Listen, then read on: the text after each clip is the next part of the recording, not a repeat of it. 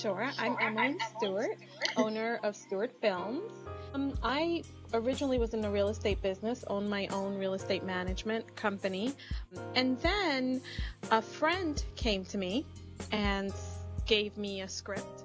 And I was cracking up the whole time. I was like, wow, this is so funny. So I called him and I said, what is it that you need? You know, this is really great. And he said, I need everything. So I said, okay, well, let me make some calls and see, what I can do. I'll get back to you in a week. I called him the next day so we got a cast together and, I spent way too much money because I didn't have all the right contacts in terms of crew and stuff. But what happened is the unexpected, right? The film did really well. We won at the LA Film Festival. We won at the New York International Film Festival. Everybody loved it. We did a screening, 180 people. Wow. It was a hit. Okay, so that's when I got the itch. I sort of became the person who can merge the have-nots with the have, right? And so I'm able to see talent and give them a platform and an opportunity to do what they love. Just knowing that people have talent and the only reason that they're not successful is because they haven't been able to get in front of the right people or, a matter of funding. And so I'm able to take people who have a dream and who have talent and put them in the right place. We definitely went the traditional route. Okay. But the wall that a lot of African American shows and programming run into is that the funding is limited. That's just the reality.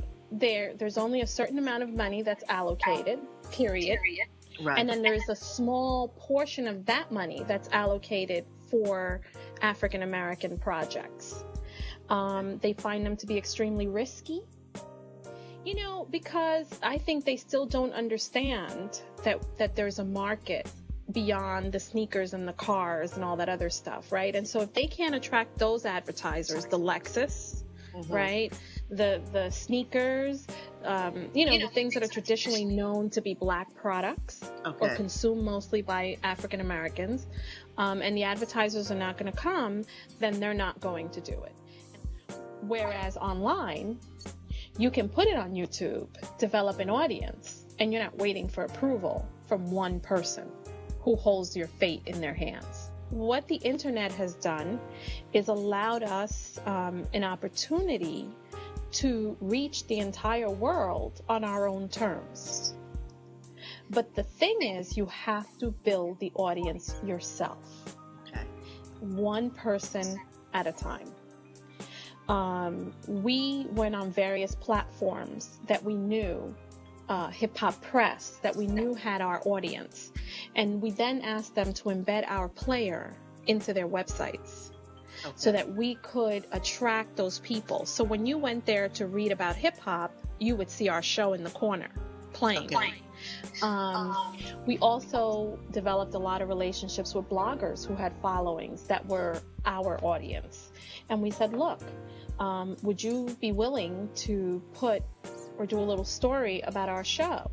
And in return, we would promote your page as well.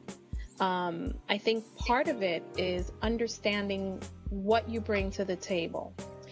And whatever that is, being able to give it freely. And one of the things that we're looking at doing end of this year, beginning of next year, is starting a full production company that's going to specialize on web series. So what that will allow me to do is to take because who's making web series? Actors. You know why? Because they want to be seen, especially African American, and they can't get the roles. So you know what they're doing? They're like, oh, I can shoot, 5-minute shows of myself being the lead, right? That may not necessarily work if they don't have a quality show, because who's going to watch it? Right. Because at the end of the day, this business is about the audience, knowing who they are, how to get to them, how to keep them, right? And then the final thought on that is, how do you monetize from providing them something that they want? Because giving them some want doesn't always have money. The business aspect is important. We're actually in talks now for 12 Steps. I mean, one of the reasons we took 12 Steps off of cable was because I found ways to monetize it online. So if I can reach more people than you, and I can make money, because I think we go very traditional, and we think, I have a show, it's got to be on ABC or NBC or Fox, right? Right. But those numbers are horrendous. I was on a panel with the International Television Festival last year, and I almost passed out when I heard the numbers.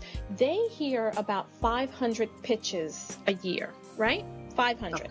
Of those 500, maybe they select 50. Okay. Maybe.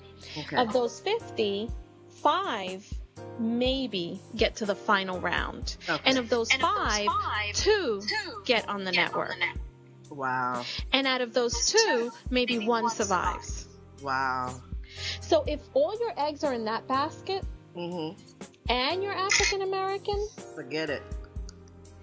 Why would you do that to yourself?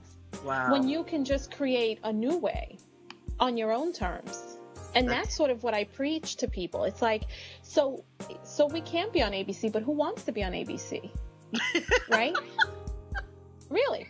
If you can make money and you can reach an audience, why do you have to go the traditional route?